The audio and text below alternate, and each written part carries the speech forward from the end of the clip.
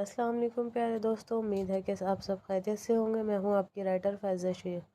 آج حاضر ہوں الفت عشق کی ایپیسوڈ نمبر 35 کے ساتھ۔ اس کی تمام ایک ساتھ آپ کو ڈیلی بیسس پہ دی جائیں گی، تو کسی نے بھی یہ نہیں کہنا کہ ان کو ایپیسوڈ مسنگ لگی ہے، بلکہ یہ ایک دن میں 2 سے 3 ایپیسوڈ اپلوڈ کی جائیں گی۔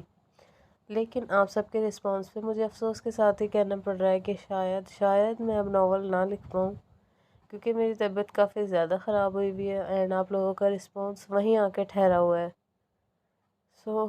میری طبیعت اتنی زیادہ خراب ہوئی ہوئی ہے کہ مجھ سے بولا نہیں جا رہا، بٹ میں نہیں چاہتی کہ میرے وہ ریڈرز جو میری قدر کرتے ہیں، جو مجھ سے ریئلی کلوز ہیں، وہ ویٹ کریں۔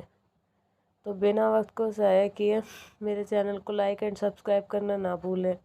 آج کا ہمارا ناول الفت عشق کی ایپیسوڈ نمبر 35 اسکلم زینب راجپوت کو سٹارٹ کرتے ہیں۔ مجھے کافی اچھا لگا کہ تم میرے ساتھ آئی ہو میرب۔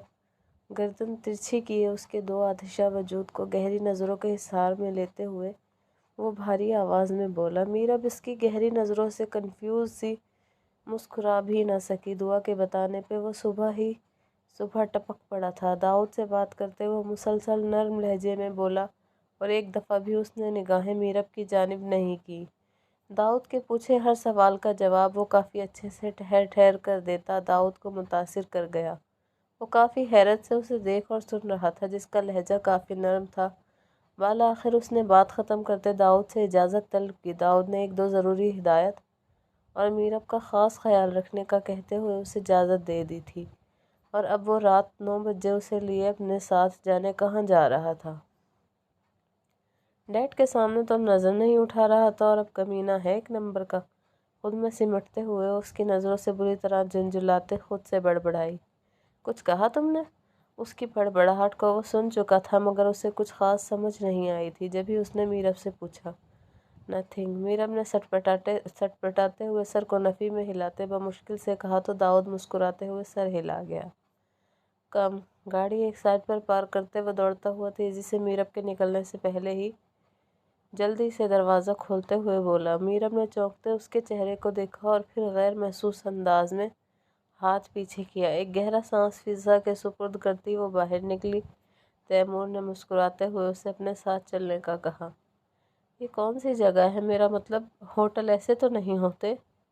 میرب نے چونکتے ہوئے اس عجیب و غریب جگہ کو دیکھتے ہوئے پوچھا تھا۔ مگر آپ نے کہا تھا کہ ہم ہوٹل جائیں گے۔ تیمور نے دونوں ہاتھ اپنے بلیک ڈنر سوٹ کی پاکٹ میں ڈالے۔ دراصل یہ کلب ہے، کوئی ہوٹل نہیں۔ میرب کے الجھن زدہ چہرے کو دیکھتا ہوا وہ نرمی سے بولا، تو میرب کو شدید ترین جھٹکا لگا۔ مگر آپ نے تو کہا تھا کہ ہم ہوٹل جائیں گے۔ وہ بے شک ایسی جگہوں پر جاتی نہیں تھی، مگر وہ اتنا ضرور جانتی تھی کہ ایسی جگہوں کا ماحول ٹھیک نہیں ہوتا۔ اوپر سے تیمور کا یوں جھوٹ بول کر لانا اسے سخت ناگوار گزرا۔ دراصل میرے کچھ فرینڈز بھی تم سے ملنا چاہتے ہیں، تو صرف اسی لیے ہم یہاں آئے ہیں۔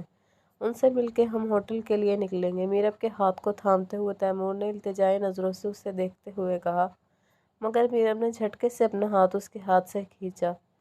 اچھا سوری یار، چلو ہم 10 منٹ میں واپس نکلیں گے، آئی پرومس۔ اس کے خفا چہرے کو دیکھتے تیمور نے منت بھرے لہجے میں کہا تھا، جسے سن کر میرب نے مجبوراً حامی بھر دی۔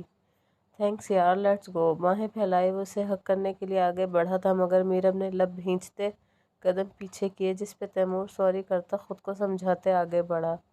اندر کا ماحول کافی عجیب سا تھا۔ تیز میوزک کی کانوں میں چبھتی آواز میں رنگین روشنی سے سجے اس ہال نما کمرے کے ایک جانب لڑکے لڑکیاں میوزک کی بیٹ پر نازیبا ڈانس کر رہے تھے، جبکہ ایک جانب بڑا سا بار بنا ہوا تھا۔ میرب نے خوف اور ڈر سے اس عجیب سے ماحول کو دیکھ جرجری سی لی۔ اس کے برعکس تیمور کافی خوش تھا۔ میرب کے ہاتھ کو زبردستی پکڑے وہ ایک جانب جاتے 2-3 سیڑھیاں عبور کرتا ہوا اسے لیے آگے بڑھا۔ یہاں درمیان میں آدھی دیوار بنائے صوفے سیٹ کیے گئے تھے، جن میں سے کچھ صوفوں پر لوگ انجوائے کر رہے تھے اور کچھ خالی پڑے ہوئے تھے۔ تیمور نے اسے ساتھ لے جاتے ایک صوفے پہ بٹھایا اور ساتھ ہی اپنے دوستوں کو اشارہ کیا، جو تیز میوزک کی وجہ سے اس کی جانب متوجہ نہیں تھے۔ سر نفی میں ہلاتا ہوا میرب سے ایکسکیوز کیے پھر سے اسی ڈانس والے ایریے میں گیا تھا۔ اپنے دوستوں کو پکڑتے ہوئے انہیں ہاتھ کے اشارے سے میرب کا بتانے لگا۔ میرب اس بے ڈھنگ عجیب سے ماحول سے خوفناک ہوتے ہوئے اپنے ہاتھ مسل رہی تھی۔ اتنے میں تیمور اپنے 3-4 دوستوں کے ساتھ وہاں آتے ہی میرب کو مخاطب کر چکا تھا۔ میرب نے اپنی بڑی بڑی سرمئی آنکھوں میں خوف سمیٹتے ہوئے اسے دیکھا۔ میر جانا، ان سے ملو، یہ میرے بچپن کے دوست ہیں، جیکی، وکی، راحت اور عائشہ۔ ایک ایک کرتے وہ سب کے جانب ہاتھ کا اشارہ کرتے ہوئے بولا۔ سب کے چہرے پہ مسکراہٹ تھی۔ میرب نے زبردستی کی مسکراہٹ لبوں پہ سجائی جبکہ دل یہاں سے بھاگ جانے کا تھا۔ تیمور یار آؤ ڈانس کریں۔ شارٹ سی ڈریس میں بالوں کو کندھے پہ ڈالے عائشہ نے نخوت سے میرب کو سرتپاؤں گھورتے ہوئے اپنے بازوؤں جان بوجھ کر تیمور کی گردن میں حائل کر کے کہا تھا۔ میرب کی آنکھیں اس منظر پہ دھندلانے لگی جبکہ تیمور اسے دیکھ معذرت کرتا عائشہ کی کمر کے گرد ہاتھ لپیٹتے اسے ساتھ لگائے واپس ڈانس فلور کی جانب بڑھ گیا۔ میرب کا دل چاہا کہ وہ زمین میں دھس جائے، آخر کیسے اس جیسے واہیات آدمی سے وہ شادی کے خواب سجانے لگی تھی۔ گال پہ لڑھکتے اپنے آنسو کو ہاتھ کی پشت سے رگڑتے وہ اٹھی تھی کہ آگے بڑھتے وکی نے اس کے بازو کو تھاما۔ میرب کا سانس سینے میں اٹکا، وہ خوف و وحشت سے پھڑپڑانے لگی۔ چھوڑو میرا ہاتھ۔ لہجے میں قابو پاتی میرب نے دھک دھک کرتے دل سے اپنا آپ چھڑانا چاہا مگر سب بے سود۔ کیا یار اتنے ڈرامے؟ کیا ہم اس تیمور کو نہیں جانتے؟ آئے روز ایک نئی لڑکی کو ڈھونڈ لیتا ہے اور جب طلب ختم ہو جائے تو پھینک دیتا ہے ٹیشو پیپر کی طرح۔ چلو ایسا کرو تم آج ہمارے ساتھ بھی انجوائے کر لو۔ اس کے حسین چہرے سے ہوتے ہوئے وکی کی نظریں اس کے سراپے میں الجھی۔ میرب اس کی باتوں کو سنتے جیسے سناٹوں کی زد میں چلی گئی۔ اس کا وجود ساکن بت بن کے رہ گیا تھا مگر جلد ہی اس نے خود کو سنبھالتے وکی کو پوری قوت لگاتے پیچھے کی جانب دھکا دیا تھا جس سے وہ پیچھے کو ہوتا غصے سے میرب کو دیکھتے آگے بڑھا اور اس کے بازو کو دبوچتے غصے سے گرانے لگا۔ تیری یہ مجال تو مجھے وقاص کو مارے گی۔ آج دکھاتا ہوں تجھے کہ میں ہوں کون۔ ایسی حالت کروں گا کہ تو خود بھی خود کو پہچان نہیں پائے گی۔ تیری روح ایسے زخم لگاؤں گا کہ تو موت مانگے گی مگر تجھے نصیب نہیں ہوگی۔ اس کے بازوؤں کو مروڑتے وہ کمر سے لگاتے ہوئے دوسرے ہاتھ سے میرب کے بالوں کو اپنی گرفت میں لیتے ہوئے بولا تھا۔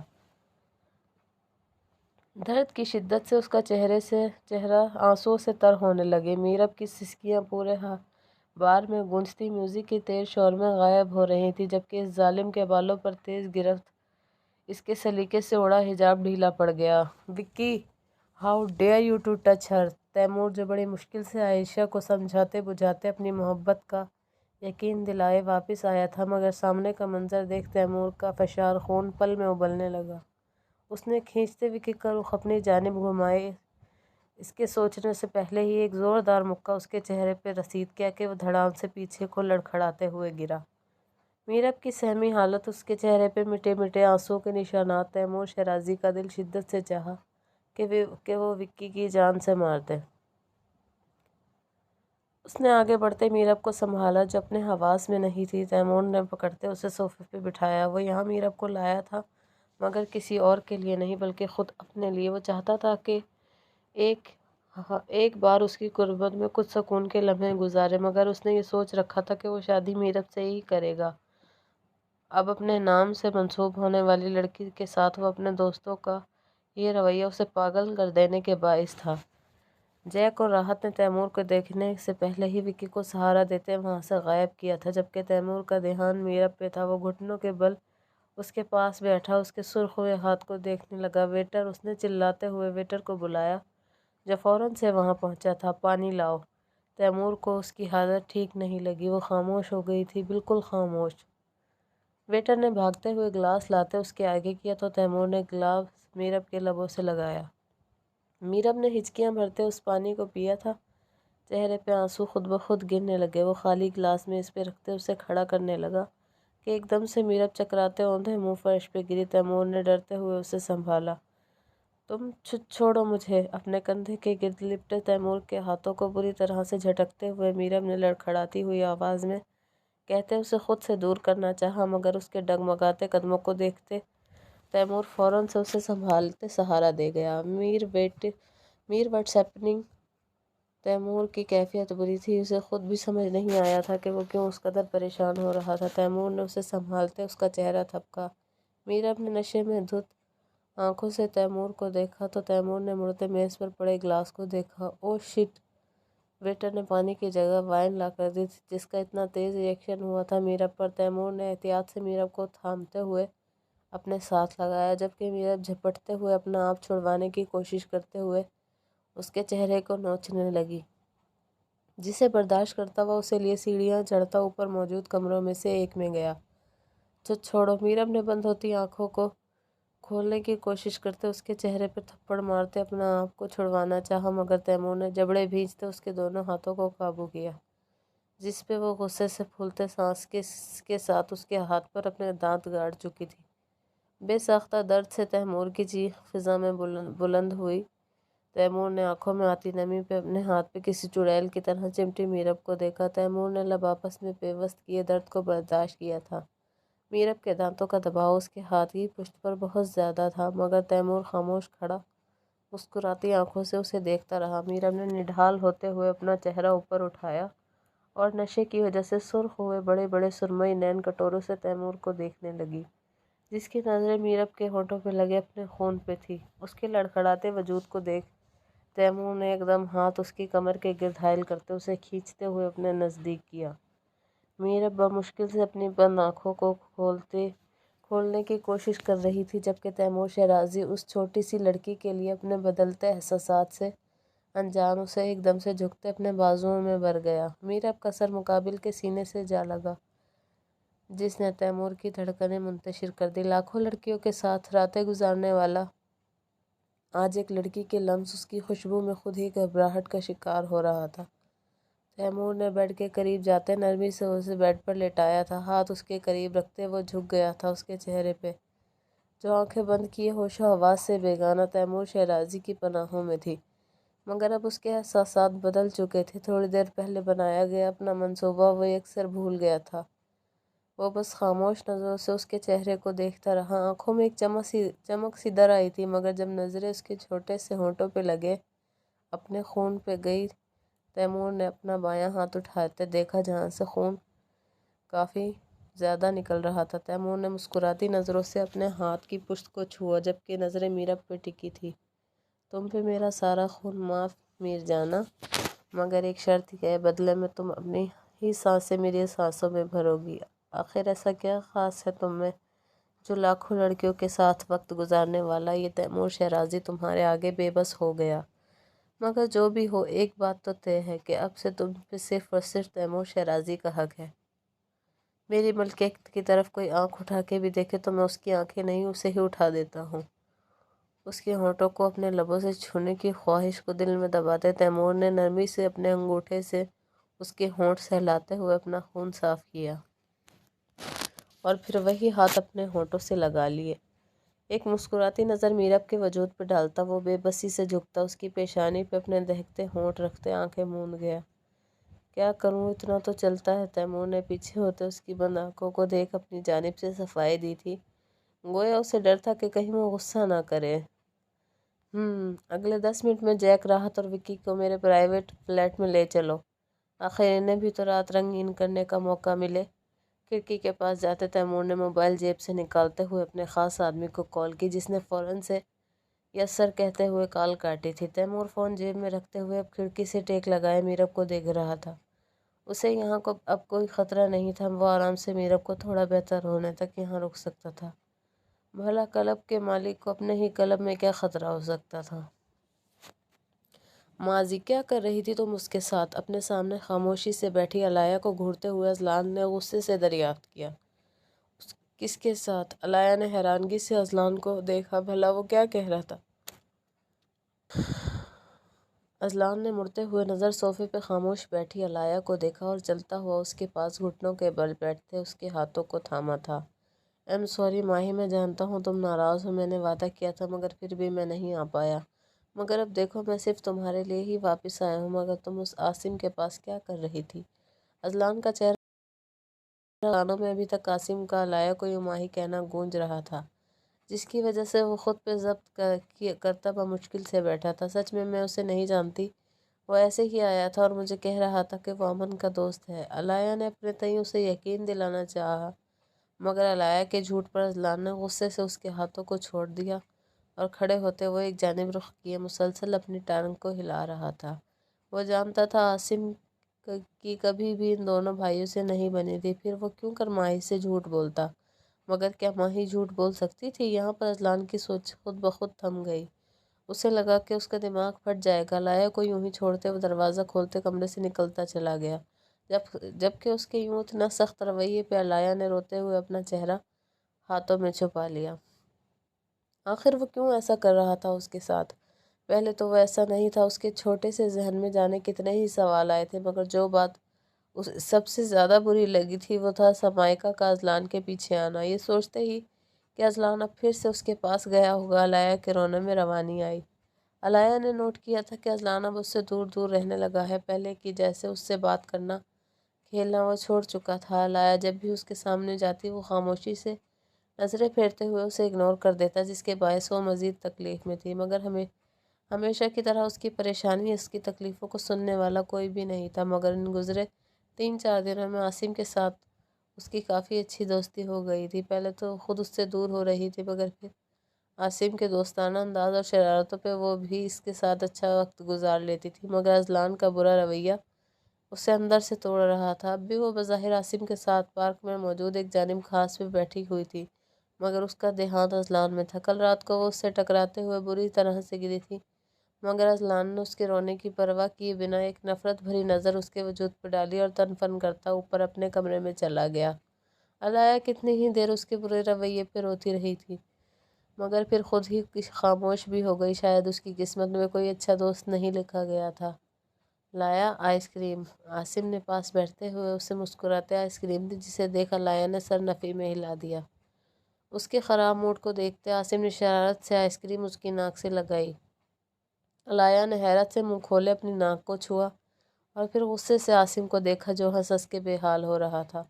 اوہ سو سوری لایا، ویری سوری یار، عاصم نے اسے یوں غصے سے کھڑا ہوتے دیکھ ایک دم سے گھبراتے ہوئے کہا تھا، اور پھر علایا کو حملہ کرنے سے پہلے ہی وہ ایک جانب بھاگا۔ دیکھا آن، میں نے کہا تھا نا کہ علایا نے تم سے جھوٹ کہا ہے۔ وہ جانتی ہے عاصم کو اذلان کی آنکھوں میں بے یقینی، ایک جلن سی تھی۔ اس کے لیے یقین کرنا ناممکن تھا، مگر جو تصویریں سمائکہ نے دکھائی تھی ان میں سے بھی تو عاصم کے علاوہ اور کتنے ہی لڑکوں کے ساتھ اس نے اسے دیکھا تھا علایا کو، مگر تب اس نے غصے سے سمائکہ کو ڈانٹ دیا تھا کہ وہ جھوٹ بول رہی ہے۔ اب علایا کو یوں اس طرح سے عاصم کے ساتھ کھلکھلاتا ہوا دیکھ اذلان نے طیش میں اپنے دونوں ہاتھوں کی مٹھیوں کو بھینچتے آنکھیں سختی سے میچی۔ میں نے کہا تھا تم سے آن، مگر تمہیں یقین نہیں آیا۔ یہ دیکھو اس نے مجھے مارا بھی تھا کل۔ میں گئی تھی اس سے بات کرنے، اسے سمجھانے، مگر اس نے آگے سے مجھے دھکا دے دیا اور اتنی زور سے مجھے نیچے گرایا، یہ دیکھو میرا سارا ہاتھ زخمی ہو گیا۔ اپنے بازوؤں کو اس کے سامنے کرتے سمائکہ نے من کے آنسو آنکھوں میں سجائے اذلان کو دیکھا، جو آنکھوں میں غصے کی سرخی لیے اس کے سرخ ہوئے بازو کو دیکھ رہا تھا، جس پہ خراشیں ابھی بھی تازہ تھی۔ آن رکو، تم کہاں جا رہے ہو؟ اسے غصے سے علایا کی جانب بڑھتا دیکھ سمائکہ نے گھبراتے ہوئے اسے بازو سے تھاما۔ اتنے دنوں سے اس کے دماغ میں جو زہر اس نے علایا کے خلاف بھرا تھا وہ نہیں چاہتی تھی کہ ابھی اس کا منصوبہ خراب ہو۔ اس کی دوستیں ان سب میں اس کی بھرپور مدد کر رہی تھیں۔ انہوں نے ایک 12-13 سالہ لڑکی کو یہ بات اچھے سے سمجھا دی تھی کہ اذلان ہی اس کا لائف پارٹنر بنے گا۔ اسے علایا سے دور کرنے اور اپنی جانب راغب کرنے کا ہر پلان اس نے اپنی دوستوں کے ساتھ مل کر بنایا تھا، اور اب عاصم اور علایا کی دوستی نے رہی سہی کسر بھی نکال دی تھی۔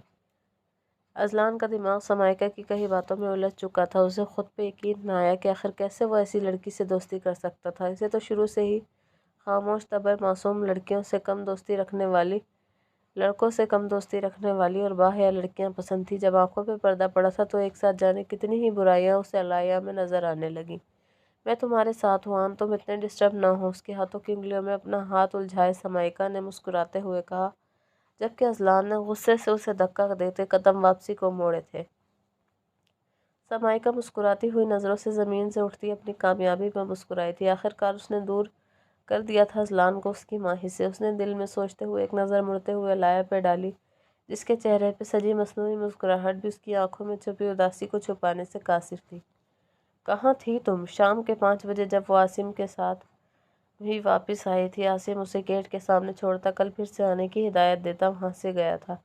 علایا نے تھکاوٹ سے لبریز اپنی گہری کالی آنکھوں کو اٹھایا اسے دیکھا جو رف سے ہولیے میں سیڑھیوں پر کھڑا آنکھوں میں سرخی لیے اسے گھور رہا تھا۔ علایا نے لب بھینچتے اس کے تاثرات دیکھے مگر وہاں اسے کوئی شناسائی کا نام و نشان نہ ملا۔ وہ بدل چکا تھا، دل نے صدا لگائی۔ علایا نے جواب دینا ضروری نہیں سمجھا تھا۔ وہ اوپر کمرے میں جانے کا ارادہ کینسل کی رمشا کے پاس جانے لگی۔ آج اس کا ارادہ حیا کے پاس رکنے کا تھا۔ نینا اور وریام نے کہا تھا کہ وہ رات اسے لینے کو آئیں گے۔ جبھی وہ رمشا کے پاس کچھ وقت گزارنے کا سوچتی قدم وہیں سے موڑ گئی۔ اذلان نے نفرت بھری نظروں سے اس کی حرکت کو دیکھا۔ اپنا آپ اگنور ہوتا دیکھ اس کا غصہ سوا نیزے پر تھا اور شاید یہی وجہ تھی جو اسے عاصم سے جلن محسوس ہو رہی تھی۔ وہ بچپن سے ہی اذلان کی تھی تو پھر بھلا وہ اتنی جلدی کیسے بدل گئی؟ کیا اذلان اسے ایسا کرنے دے سکتا تھا؟ اذلان نے تیزی سے سیڑھیاں پھلانگتے اس کے نازک ہاتھ کو اپنی مضبوط گرفت میں لیا۔ اس کے یوں ایسا رد عمل پہ وہ جی جان سے لرزی تھی۔ اسے لگا شاید وہ اسے مارے گا۔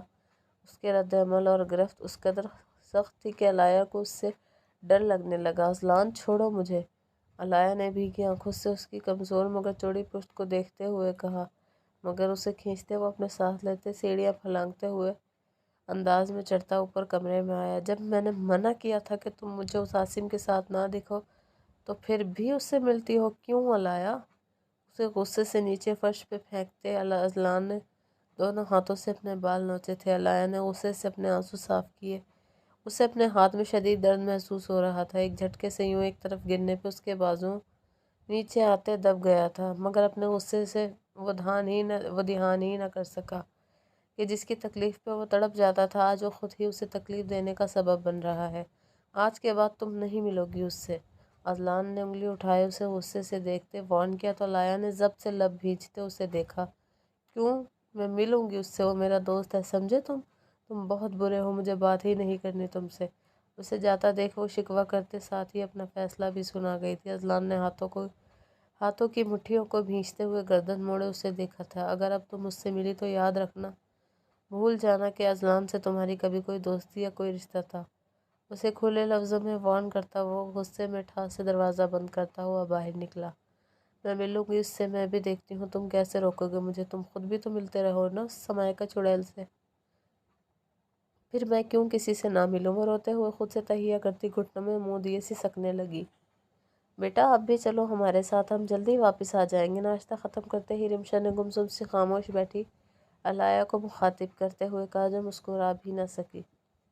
رمشا نے بغور اس کی سوجی آنکھوں کو دیکھا۔ اذلان اور علایا میں چھائی یہ سرد مہری وہ محسوس کر چکی تھی مگر بچے ہیں، شاید کسی بات سے ناراضگی ہو گئی ہو، اسی بات کو سوچتے ہوئے وہ خاموش تھی۔ نہیں آنٹی، آپ اور انکل جائیں، میں گھر پہ ہی ٹھیک ہوں، ویسے بھی تھوڑی دیر میں نینا آنٹی آ جائیں گی، میرا اب حیا سے ملنے کا بہت دل چاہ رہا ہے۔ اس کے کہنے پہ اذلان نے منہ سے لگائے پانی کے گلاس کی گرفت سخت کی تھی مگر زبان سے کچھ نہیں بولا۔ ماما میں جا رہا ہوں، دعا کیجیے گا، آج میرا آخری پیپر ہے۔ امن کو باہر آنے کا اشارہ کرتے ہوئے اسکول یونیفارم میں ملبوس رمشا کے آگے سر جھکائے محبت سے بولا۔ رمشا نے دعائیں پڑھ کر اس پر بھونکی تھی۔ وہ مسکراتے ہوئے پاپا کو بائے کہتا بیگ اٹھائے ہال سے باہر نکلا۔ اچھا ماما، دعا کیجیے گا کہ پیپر میں کوئی آسان سوال بھی ڈال دیں۔ امن نے ناشتہ ختم کرتے ہوئے رمشا کے ماتھے پہ بوسہ دیے اشر کے ڈر سے اس کے کان میں سرگوشی کی تھی جس پہ وہ گھورتے ہوئے اس کی آنکھوں سے ہی باز رہنے کا بولنے لگی۔ امن نے آنکھ دبائے اشر کو دیکھا جو اس کی جانب متوجہ تھا۔ جبھی وہ سیدھا کھڑا ہوتا اسے سلیوٹ کرتا بیگ اٹھائے اذلان کے پیچھے گھر سے نکلا۔ ہائے آن، کیسے ہو؟ کندھے پہ لٹکے اپنے بیگ کو دونوں ہاتھوں سے پکڑتی وہ تیز تیز قدم لیتی اس کے ہم قدم ہوئی۔ ناراض ہو؟ اس کے غصے سے یوں بنا جواب دیے چلتے پر سمائکہ نے تشویش سے پوچھا۔ جب سے وہ علایا سے لڑا تھا بالکل ہی بولنا چھوڑ گیا تھا، پہلے جیسا ہنسمکھ چہرے پہ ہمہ وقت ایک مسکراہٹ سجائے رکھنے والا اذلان الوی تو جانے کہاں کھو گیا تھا۔ نہیں ناراض نہیں ہوں، بس تھوڑا سا ڈسٹرب ہوں، پلیز اگر کوئی کام کی بات ہے تو کرو ورنہ جاؤ یہاں سے۔ وہ ابھی کسی بھی قسم کی بحث کے موڈ میں نہیں تھا، نہ ہی فی الحال وہ سمائکہ سے بات کرنا چاہتا تھا۔ اس کا پیپر بہت اچھے سے ہوا تھا جبکہ امن نے اسے اشارہ کرتے جانے کا بولا کیونکہ وہ ابھی تک کسی غیبی مدد کے آسرے پر بیٹھا خالی پیپر کو شان سے دیکھ رہا تھا۔ رمشا اور اشر دونوں ہی لاہور گئے تھے۔ اسے اب گھر جلدی پہنچنا تھا کیونکہ گھر علایا اکیلی تھی۔ وہ چاہے ناراض تھا مگر وہ خوش بھی تھا کہ اس کی بات مانتے وہ اس دن کے بعد نہیں ملی تھی عاصم سے۔ ارے رکو رکو، ایک چیز دکھانی تھی تمہیں آن۔ سمائکہ کی آواز پہ اذلان نے آنکھیں میچتے خود کو پرسکون کیا اور ایک گہرا سانس فضا میں خارج کرتے ہوئے وہ مڑا تھا۔ یہ دیکھو عاصم اور تمہاری کزن فرینڈ علایا، کتنے اچھے دکھ رہے ہیں نا؟ ایک ساتھ اپنی جیب سے فون نکالتے سمائکہ نے اذلان کے سامنے کیا تو اذلان نے غصے سے اسے دیکھا۔ تمہیں موبائل کس نے دیا ہے اسکول لانے کے لیے؟ اس کی بات پہ بنا کان دھرے وہ الٹا اسی سے پوچھنے لگا۔ سمائکہ ہڑبڑا اٹھی۔ یہ فون اس کی دوست سماپ نے اسے دیا تھا، جس میں اس نے کل ہی ان دونوں کی ایک ساتھ تصویر بنائی تھی۔ اگر اذلان اس کے موم ڈیڈ کو بتا دیتا تو پھر وہ کتنا غصہ کرتے۔ اسے فون صرف گھر ہی چلانے کی آزادی تھی، نہ کہ اسکول یا پھر گھر سے باہر۔ وہ اذلان، میرا فون خراب ہو گیا تھا تو صبح ہی ڈرائیور انکل نے ٹھیک کروا کر دیا تو میں نے آف کرتے بیگ میں ڈال دیا تھا۔ اب تمہیں دیکھ مجھے تصویر یاد آئی، جس کی تصویر ہے میرے پاس۔ چہرے پہ معصومیت سجائے سمائکہ نے موبائل فون اذلان کے سامنے کیا، جس سے جھپٹتے ہوئے وہ غصے سے سمائکہ کو دیکھتے ہوئے موبائل فون کی جانب متوجہ ہو۔ سو ریڈرز، کیسی لگی آپ کو آج کی ایپی؟ اپنی قیمتی رائے کا اظہار کرنا نہ بھولیں۔ میرے چینل کو سبسکرائب لازمی کریں۔ Thank you. ملتے ہیں آپ سے اگلی ایپی کے ساتھ انشاءاللہ۔ Take care. اللہ حافظ۔